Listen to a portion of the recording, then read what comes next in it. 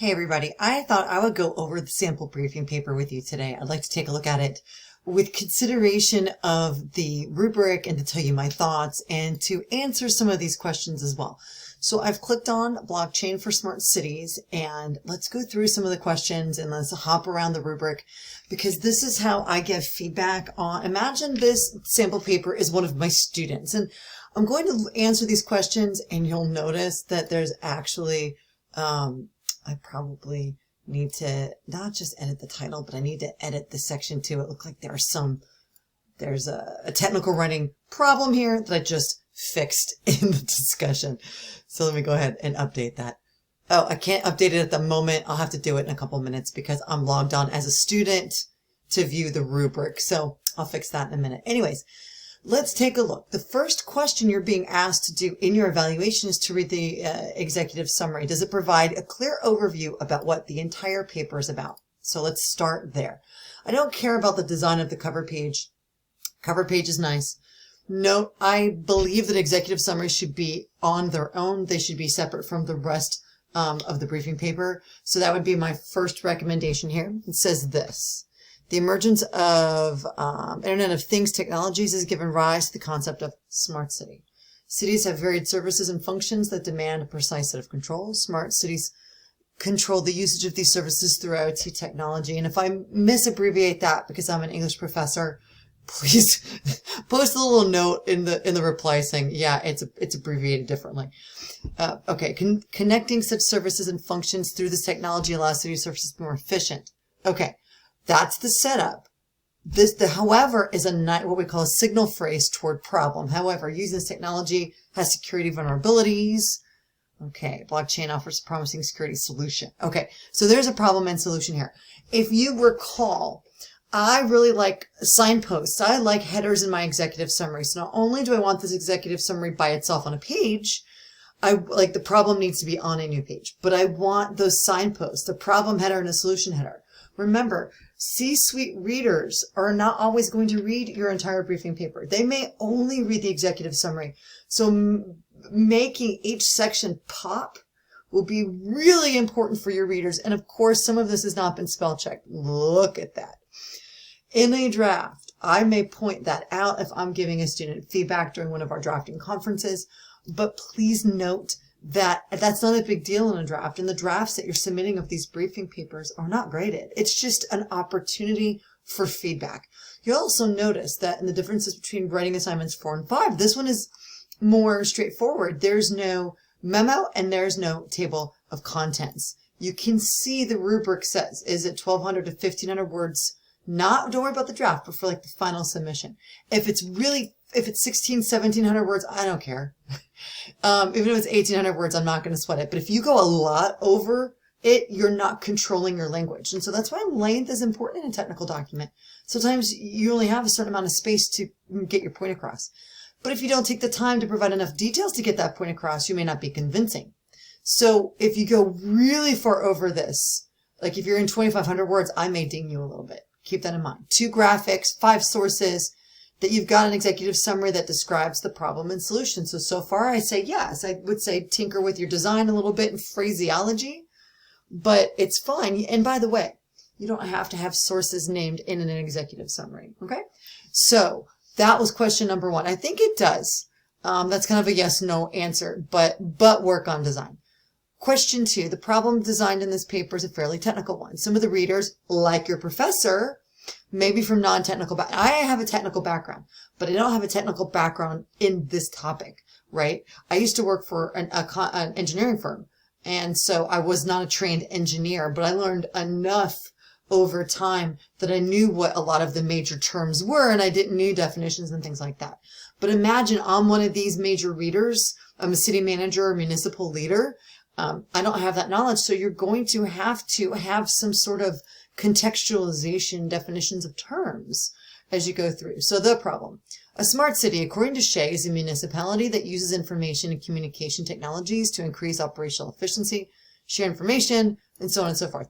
This is an APA in-text citation where the source is named in front of the borrowing. That's perfectly fine. You'll notice that Shea is not in parentheses because Shea, the name of your author, is integral to the sentence.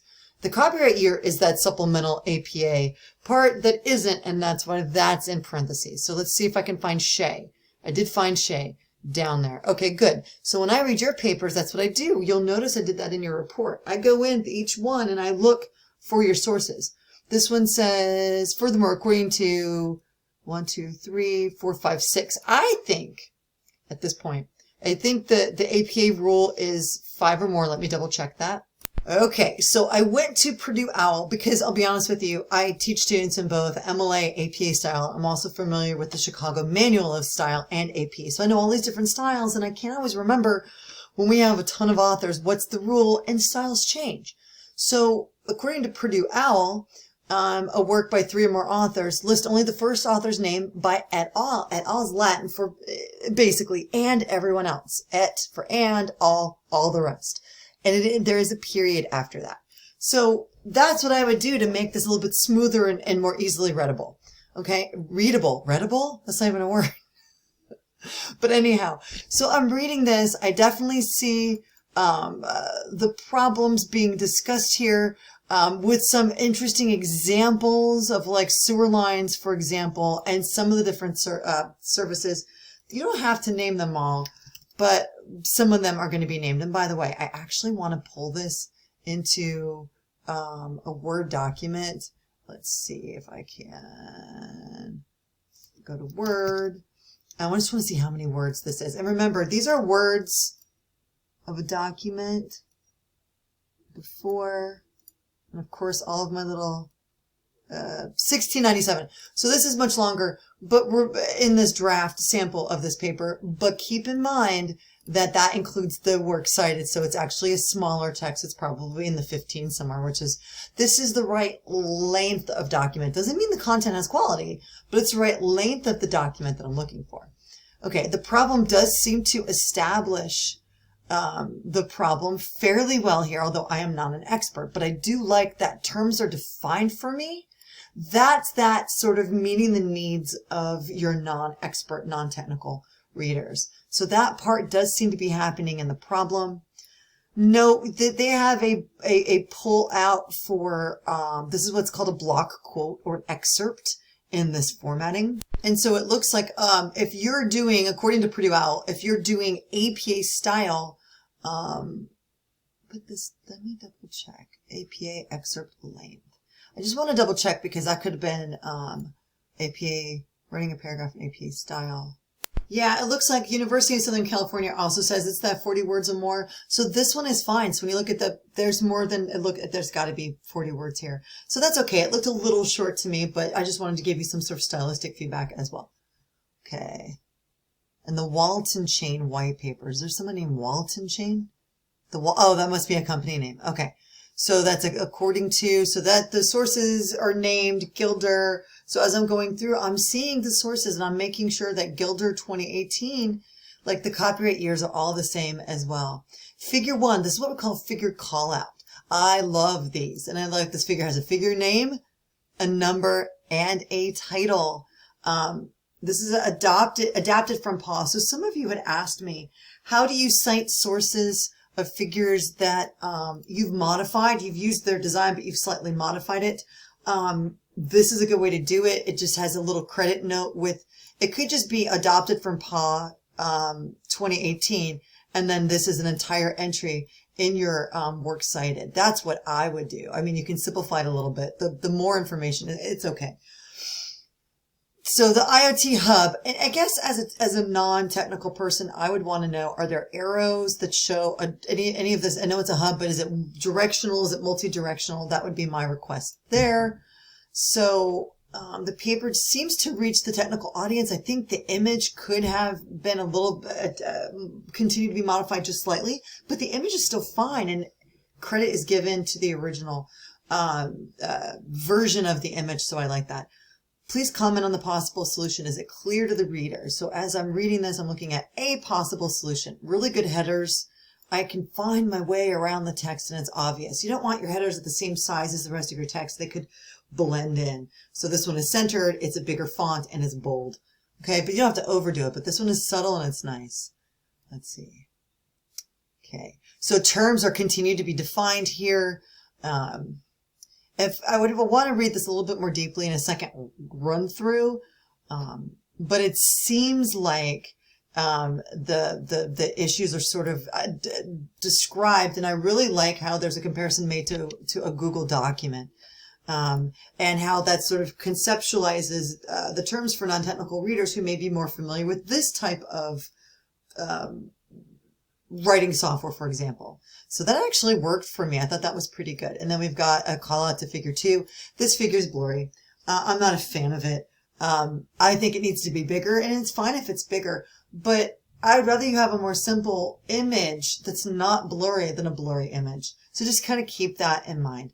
And I think the solution section takes its time to talk about the particular issues and talk about who advocates it, and to talk about referring back to prior points. That ties the section together nicely, and that there is a summary or conclusion. So I'm pretty comfortable with this submission in draft form. The paper has 2 graphics, and of course I've answered that as well. So just remember, as you're going through the sample assignment, or as you're going through your own document, make sure that you realize that, of course, the meat of any assignment is the problem and potential solution sections. Does the section describe it? The problem and the solution is pretty straightforward. The number of sources used, both incorporates 5 or more sources. So you'll notice in the report, as long as you incorporated the sources pretty well in one of the sections, I gave you at least a B, right? But when sources were used there, then of course, we also want to make sure that the sources that you're using have quality, right? That the sources come from one search. That's something that I think a lot of students, I noticed in the report, dropped using the library databases and just started finding random .coms on the web. And that's not the way I want you I want you to approach this. This is a hybrid academic/technical document. You've got technological features. You're writing to multiple audiences who may not have your expertise, but you've got to do that academic scholarly research. Okay. So yes, I can see it with these, particular journal, Sustainable Cities and Society.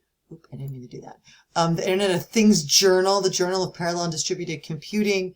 Oh man, does this have really good sources. So that elevates the author's ethos. I tend to trust a writer who uses expert sources and doesn't go to PR Newswire or just go to a CNN article that may be written for a general audience, but that doesn't have the sort of academic research and peer review behind it. Remember, from 112, peer review is experts looking at other experts writing, and peer review is hard to get published. So when you choose those types of articles, you're already elevating your own credibility. And I take that into consideration with the types of sources used.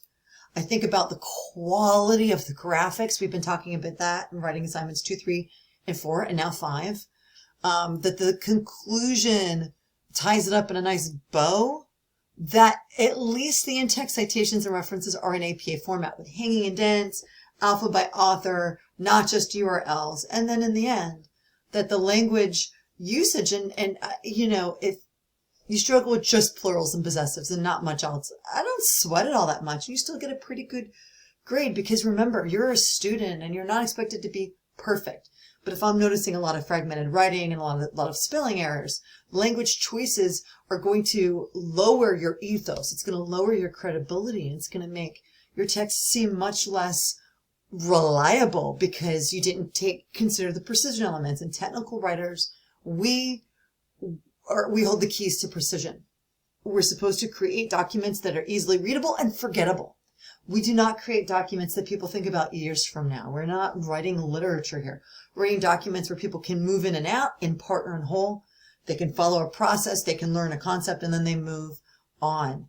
Our documents should blend in perfectly, but part of that is precision language with spelling, capitalization, fragments, and punctuation.